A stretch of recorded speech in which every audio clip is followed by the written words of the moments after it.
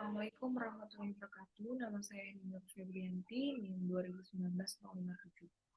Kali ini saya akan mempresentasikan mengenai surat perjanjian kerjasama antara PT Nimon Nusa Tenggara dan negara Indonesia.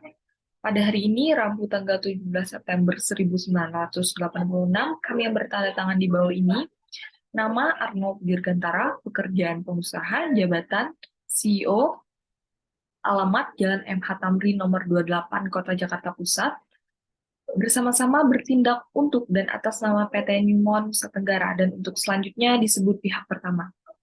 Kedua, nama Lalisa, pekerjaan aparatur sipil negara, alamat Jalan Kebayoran nomor 16 Kota Jakarta Selatan, bertindak untuk dan atas nama negara Indonesia dan untuk selanjutnya disebut pihak kedua. Pihak pertama dan pihak kedua bersepakat untuk mengadakan perjanjian kerjasama dalam investasi saham Newmont kepada bangsa Indonesia setelah 5 tahun masa operasi tambang yang tertuang sebanyak 25 pasal sebagai berikut. Pertama, pasal 1 mengatur mengenai status. Pihak pertama wakili PT Newmont Nusa Tenggara menyetujui untuk bekerja sama dengan pihak kedua dalam mendivestasikan saham Newmont kepada bangsa Indonesia setelah 5 tahun masa operasi tambang sesuai surat tertanggal 15 September 1986. Pasal 2 mengatur mengenai kesepakatan paham, yaitu pihak pertama setuju untuk mengadakan kerjasama dengan pihak kedua untuk mendivestasikan sahamnya kepada rakyat Indonesia. Pasal ketiga mengatur jangka waktu. Ayat 1, sebagai langkah awal dari kerjasama ini, pihak pertama dan pihak kedua sepakat untuk menetapkan batas waktu selama 5 tahun secara bertahap, dimulai tanggal 17 September 1986 hingga 17 September 1991.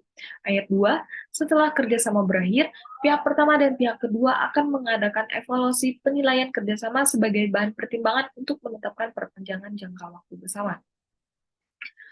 Pasal 4 mengatur mengenai pemberitahuan, di mana setiap pemberitahuan, korespondensi, permintaan, persetujuan, atau komunikasi yang menyangkut perjanjian ini dari satu pihak kepada pihak lainnya harus dilakukan secara tertulis dalam bahasa Indonesia dan dapat dilakukan melalui faksimili atau email atau pos atau kurir masing-masing pihak yang disampaikan pada hari kerja.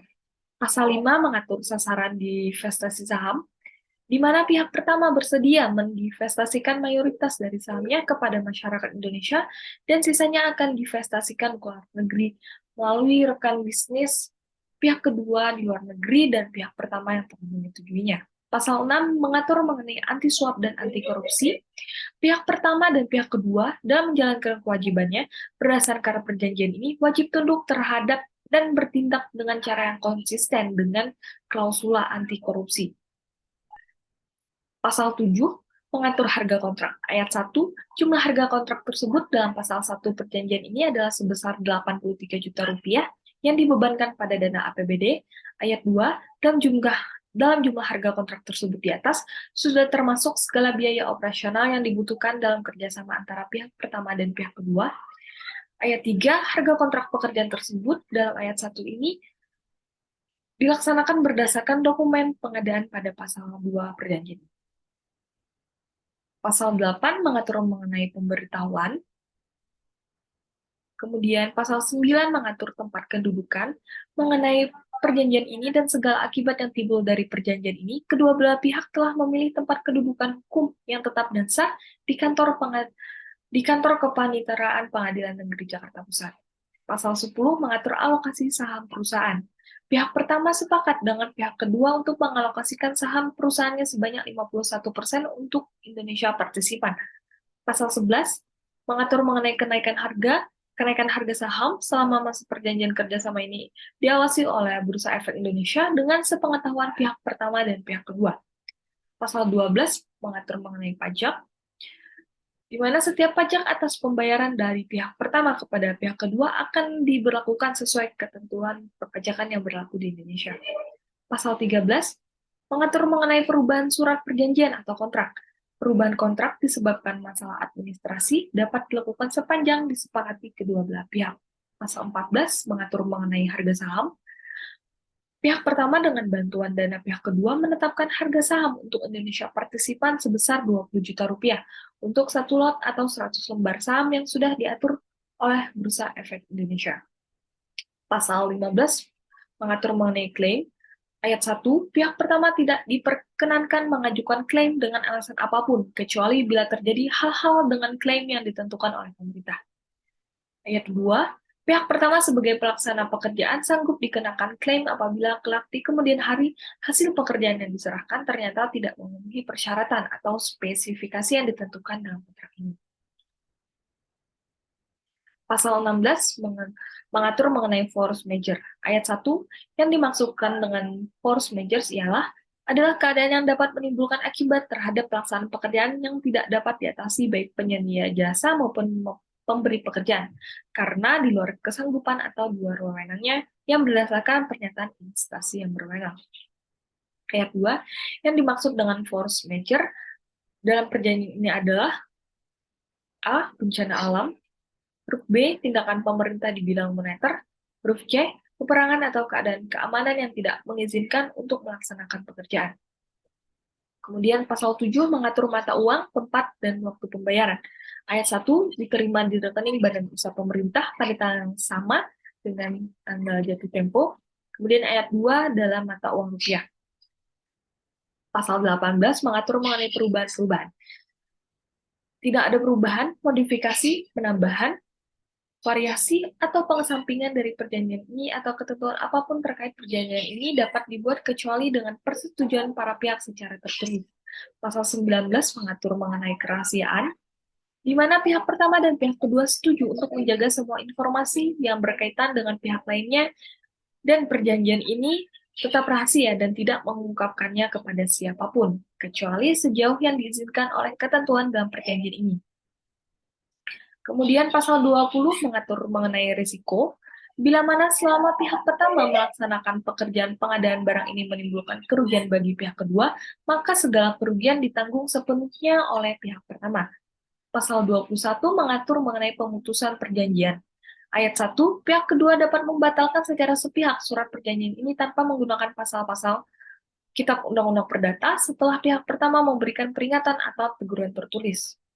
Ayat 2, terminasi atau pembatalan perjanjian dapat dilakukan jika pihak pertama tidak dapat memperbaiki kesalahan sampai batas waktu yang dapat diberikan kepada pihak kedua. Pasal 22 mengatur mengenai sanksi dan denda. Jika pihak pertama tidak dapat diinvestasikan sahamnya sesuai dengan jangka waktu pelaksanaan seperti yang tercantum dalam perjanjian ini, maka untuk setiap hari keterlambatan pihak pertama wajib membayar denda keterlambatan sebesar 10% dari jumlah harga saham keseluruhan.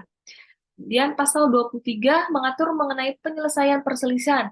Ayat 1, perjanjian ini tunduk dan ditafsirkan menurut hukum dan peraturan yang berlaku di negara Republik Indonesia. Ayat 2, dalam hal ini terjadi perselisihan atau sengketa, pihak pertama dan pihak kedua sepakat dan setuju untuk menyelesaikan melalui arbitrase di Jakarta. Ayat 3, tempat arbitrase dilangsungkan di Jakarta, pihak pertama dan pihak kedua setuju bahwa keputusan BANI adalah bersifat final dan mengikat. Pasal 4 mengatur mengenai kewajiban divestasi saham. Ayat 1, pihak pertama berkewajiban mendivestasikan sahamnya pada akhir tahun ke-5 sekurang-kurangnya 15%. Ayat 2, pihak pertama berkewajiban mendivestasikan sahamnya pada akhir tahun ke-6 sekurang-kurangnya 23%. Ayat 3, pihak pertama berkewajiban mendivestasikan sahamnya pada akhir tahun ke-7 sekurang-kurangnya 30%. Ayat 4, pihak pertama berkewajiban mendivestasikan sahamnya pada tahun ke-10 sekurang-kurangnya 51%. Pasal 25 mengatur hal yang lain-lain. Hal-hal lain yang belum diatur dalam perjanjian ini atau segala perubahan terhadap perjanjian ini akan ditentukan dan dibuat secara tertulis dengan persetujuan dari para pihak dan diatur dalam bentuk adendum yang merupakan bagian yang tidak terpisahkan dari perjanjian ini. Pasal 26 mengatur penutup. Demikian perjanjian ini ditandatangani di Jakarta pada hari dan tanggal sesuai tersebut di atas, dibuat dalam rangkap dua asli bermaterai cukup dan mempunyai isi dan kekuatan hukum yang sama, masing-masing satu rangkap asli untuk pihak pertama dan pihak kedua. Pihak pertama Arnold Dirgantara dan pihak kedua adalah Wanisa. Sekian dari saya. Terima kasih. Assalamualaikum warahmatullahi wabarakatuh.